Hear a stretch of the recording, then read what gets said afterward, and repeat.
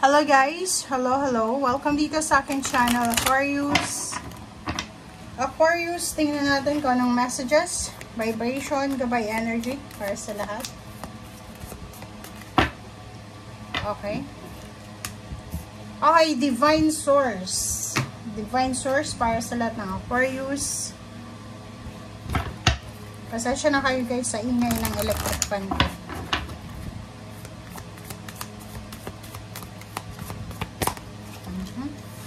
Mother. Alam mo yung yung Gemini, father. Ikaw naman ay mother. So, comment down below if may problema ka ba sa mother mo. Is between mother and siblings, mother and children, parang ganun. So, dito sinasabi ng barahan na mayroong mga Aquarius na nangangailangan kayo ng tulong from your mother. Okay? So, pwedeng buntis ka or pwedeng may bago kang anak, kailangan mo ng tulong. Okay? Yung iba din sa inyo, pwedeng ang mother na to is Empress card siya na kailangan mong mag-pray. Kinakailangan mo ng strong foundation, strong commitment, strong connection sa ating spiritual, sa ating Panginoon. Or pwedeng yung iba sa inyo dyan, kinakailangan nyo ng bagong regimen, health regimen. May iba sa inyo dyan na kailangan nyo ng pagbabago. May mga habits nyo, may mga unhealthy habits kayo, spending habits, physical health, financial. May mga kailangan kayong baguhin. Okay? So, comment down below if you're resonating.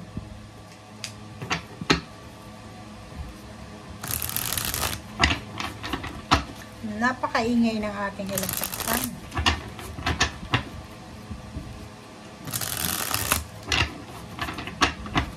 Okay.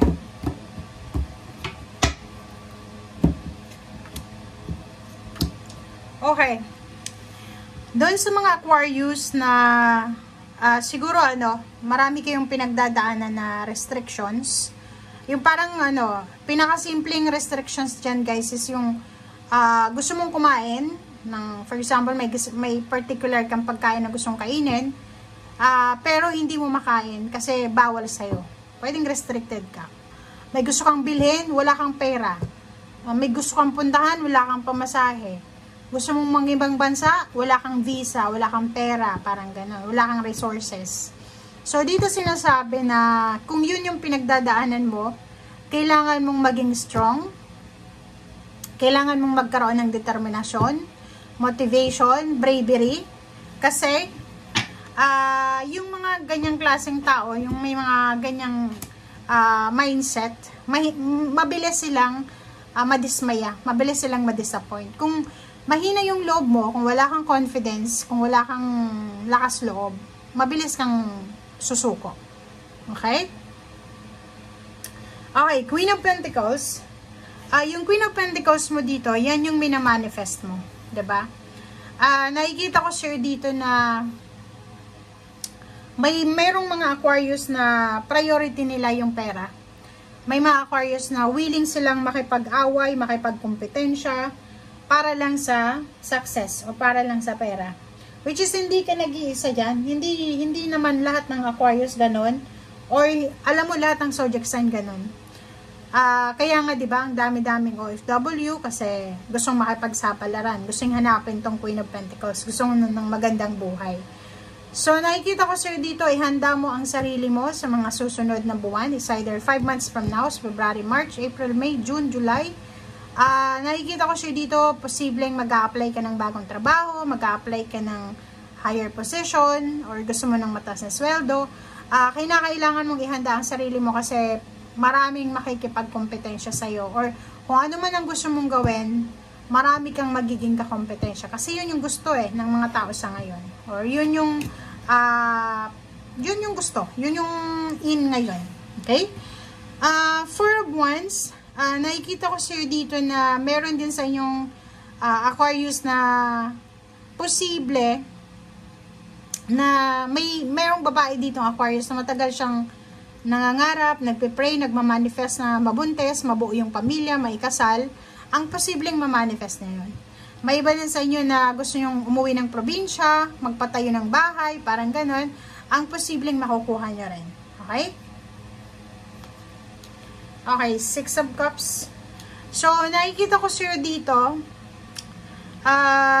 Nako, comment down below, nakakaloka to.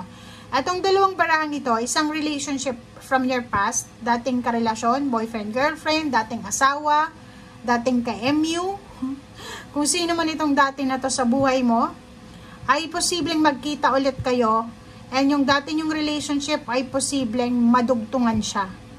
Yung mga nahangyon, yung mga hindi natuloy na relationship ay posibleng matuloy na. Nakakaloka. Oh, 'di ba? So, yung iba naman sa inyo na walang relationship, sinasabi sa'yo dito, na maraming posibleng magkakagusto sa inyo. Okay, maraming magkakagusto sa inyo, maraming mag-a-add sa Facebook, sa TikTok, sa Instagram, or kung ano man social media platform na ginagamit nyo. Or maraming tao yung magkaka-interest sa'yo. Okay? Para kang gumanda ka siguro, gumapo ka, or ano pa man. Okay? Page of Pentacles.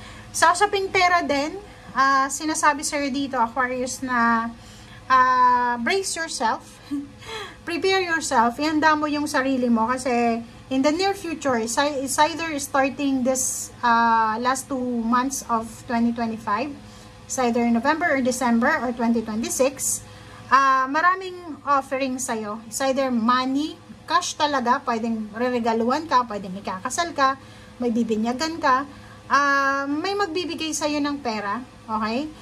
May prediction ka dito na in the near future, maraming mag-o-offer sa'yo ng pera. Maraming mag-o-offer ng trabaho, partnership, negosyo. Ayun nga, lump sum of money, pwedeng bigyan kanila ng sobre na Christmas gift or anything. Okay. Nakikita ko sa inyo dito, merong mga Aquarius na gustong mag-travel sa ibang bansa. Gusto nilang lumipat ng ibang bansa. Gusto nilang lumipat ng ibang trabaho. Gusto nilang lumipat sa probinsya siguro.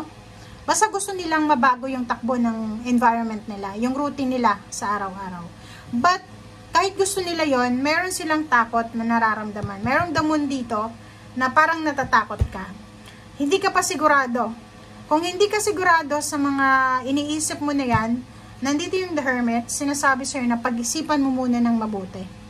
Pag-isipan mo siya ng mabuti, huwag kang magpadalos-dalos, and at the same time, huwag kang matakot. Makinig ka sa sinasabi ng iyong intuition. Yun nga yung sinasabi sir dito, divine source.